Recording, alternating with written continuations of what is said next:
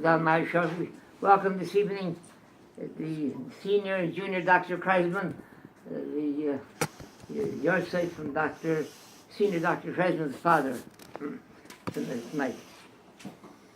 Kol Yisrael, now's the season for Pirkei between Pesach and Rosh Hashanah. So we learn every Shabbos, we learn Perek. Begins with the first Shabbos after Pesach until the last Shabbos, every Rosh Hashanah, every Shabbos we learn the Pirkei. This now comes out the third time we're beginning Perek. The first time we began was immediately after Pesach. The second time was immediately after Shavuos. Now we begin the third time. And it's very interesting that every time, we mentioned before, every time that we begin Perek again, there's on the calendar in history, it was a time that dealt with luchos. By Shavuos, that's when Klal Yisrael saw Har Sinai, Makabel the luchos. Now that we again beginning Perek, it's right on Shavuos Tammuz, when Chamisha Dvarim Iru, 5 things took place on Shavuos Tammuz. One was when Moshe Rabbeinu came down from Har Sinai, and he saw the Klal Yisrael, they made the golden calf bigger than Zov, Yishtabra Luchos, he broke the luchos. So it was the second time, it was on Shavuos Tammuz. And the third time will be when we, on Rosh Chodesh Elul, when we begin again. That's when Moshe Rabbeinu Allah Amor, we went up again for 40 days to accomplish again, again the luchos. Kol Yisrael Yeshal Chelik L'Olam Haba. Each and every Yid has set aside a very valuable piece of property, has set aside for him a Chelik in L'Olam Haba. A Yid that lived on this world, a very selfish, materialistic world, when he came to come out Yeravel, so he was looking for his where he sits in L'Olam Haba. They told him, "Excuse me, you don't have it." He said, "We have for you a reservation somewhere else, not in L'Olam Haba. Unfortunately, you have to go to Gehenna." So he said, but they told him, it's a democracy here. We have 2 types of Gehenna. We have a Chassidish Gehenna and a Litvish Gehenna. So you can choose. He said, oh my goodness. Well, he said, we'll show you the Litvish Gehenna. He comes to Litvish Gehenna. They're sitting there with Chavrusas, with Shiurim. They're with a Gemara, they're learning. He said, excuse me, why saw his glasses? He said, this is a mistake. This is what you call Gehenna. They said, Chab nicht. It's only 9 to 5. After 5 o'clock, they take it, the Gehenna door to schmeißen with you. He said, now we show you the Chassidish Gehenna. So he said, the Chassidish Gehenna, Lekach and Bron, which we couldn't, with dance, with sing, is fair. Yeah, that's even worse yet. He said, this is what you call Gehenna. They told us the same thing, that's 9 to 5. He said, give me a Chassidish Gehenna, because 5 o'clock is not 5 o'clock by Chassidim. Moshe Kivuter Sinai Umsor Yeshua. That day that the Klal Yisrael, that our ancestors, Elter Zaydas, in the time of Moshe Rabbeinu, when they stood on Har Sinai, that fateful day, when they were makabel the Torah, that set us aside from the entire world.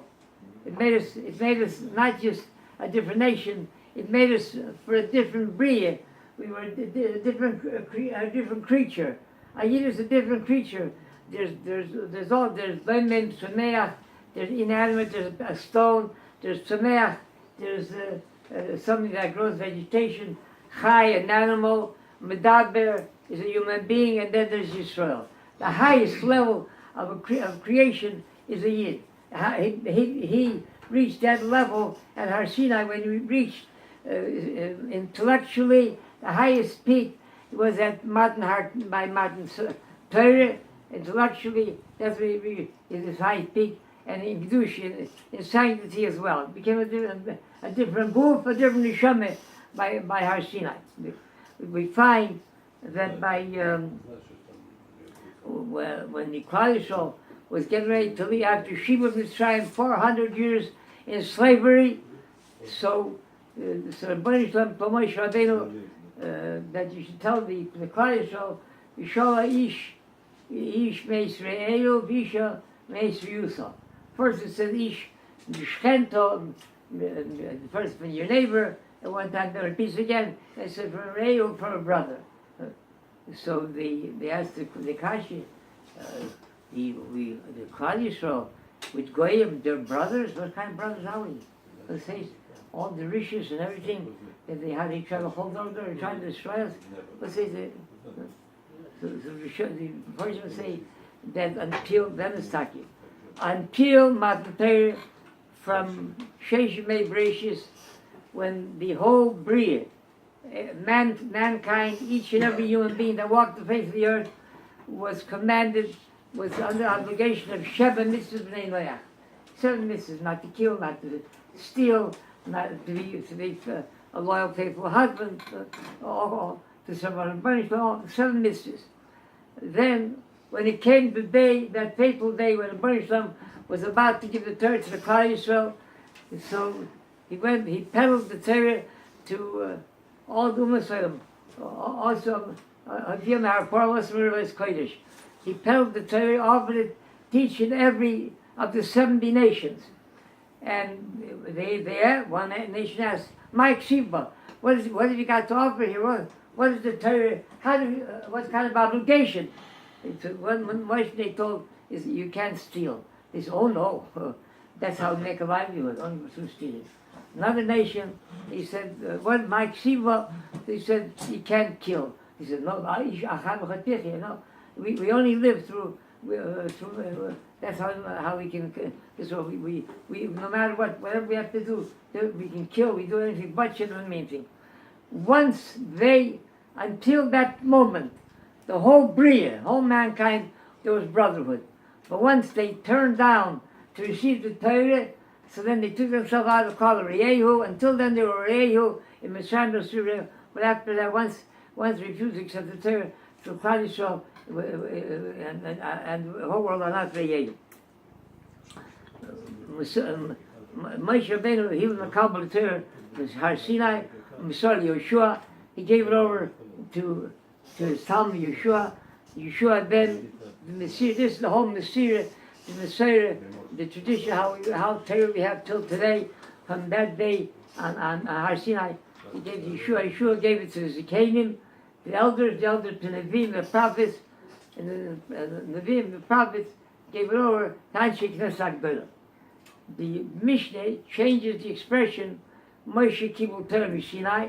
He was Makabel the Torah from Har Sinai, and doesn't continue. And Yeshua Kibul Moshe, and it became Kibul. Then that it changed over. By Moshe it said he was Makabel the Torah. By Yeshua it says that Moshe gave it to him. Unfortunately, say because Moshe Rabbeinu, he was the one that represented the Klal Yisrael. It was because of him that the Klal Yisrael has the Torah. He was just wasn't a spectator standing there waiting with a basket to take the Torah. He was the reason that the Klal Yisrael had the Torah, because when Moshe Rabbeinu went to receive the Torah, Chazal tell us that the Malachim they protested. They said, "Banishlu, Gewalt, such a magnificent treasure that's been put away for generations. So you're going to give it away to human beings? They'll trespass. They'll be over Amor Mitzvah. They'll be Makayim. Let it stay here where it's been. It's been here. You made it several thousand generations ago. So let it stay here. So Banishlu told Moshe Rabbeinu he should answer them. So we say in Pirkei further on, in the next couple of missions, we say, "Imein kemach ein Torah." If there's no kemach, if you haven't got if you haven't got what to sustain yourself with, you haven't got what to live from, you can't learn. So Rav Shimon said a very beautiful shot. He's like this here. When Moshe Rabbeinu went into Makabel Torah, so like you mentioned, the Halachim protested. So the Rebbeinu Shalom says, Tzor cluster Pona. The Rebbeinu Shalom performed plastic surgery, and he made Moshe Rabbeinu look like Avram Avinu. He made him look like Avram Avinu, and he said, he pointed to him, Rebbeinu Shalom pointed to Moshe Rabbeinu. He looked at Avram Avinu. He says, Klum. He says, where's your gratitude? How do you have the nerve to deny him receiving the Torah? From your right on the same base, you go around Avinu. So you Malachim, you were traveling, you were hungry, you were thirsty. He invited you in. He says he fed you, he ate you, he gave you. He said that's your gratitude. From your right on the same base, he turned aside and they let Moshe Rabbeinu be makabel the Torah. So Rav Shimon said that's the shot.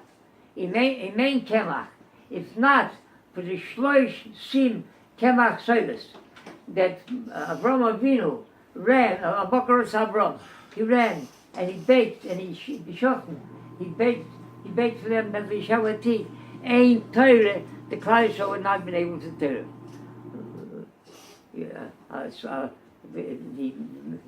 Silent with a story that happened.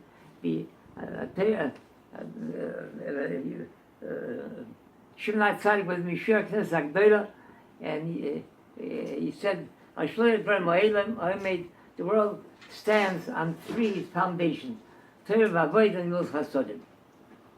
On all three, the Torah. On all three, the world stands on Torah, the study of Torah, Avodah, is serving the Bani Shalom, and Milos Chasodim, Stocky, Chesed, Bikra Cholim, everything that goes with it. So, Milos Chasodim, taking into consideration how it will affect others also. What you do, how it will affect others. The Rebbe Kamenetsky Zechon Bracha, his Rebbe was Nifter. This was before they have the Torah in the chapels they have where somebody prepare before they make the Torah. They have a mikveh, but before that, the Seder was they prepared the Torah was made in the house, and they poured Tisha Kadmin. They poured it on the nifter and prepared for it. So when the Chevra Kadisha came in to prepare his Rebbetzin, the nifter to prepare for the Pura, so they wanted to pour on her Tisha Kadmin on the floor. He said, just a minute. He said, my landlord, he said, he just put in a lot of money and effort in shellacking and varnishing these floors. And of course, it's a certain schus for the nifter that he should have this preparation, this Torah. But you know what kind of misnevish, what kind of aggravation, I'll be at Tzaddik, I'll be in these places, what kind of aggravation is going to cost my landlord. He'll hear that we spilled water on his brand new floors. He said, we'll do it on it. Chanani ben Akash Oimer, Trotz HaKadosh Baruch Hu Zachish as Yisrael, the people who don't tell mitzvahs, she never, I know how to my cheat toy, Yadu Torah Yadu.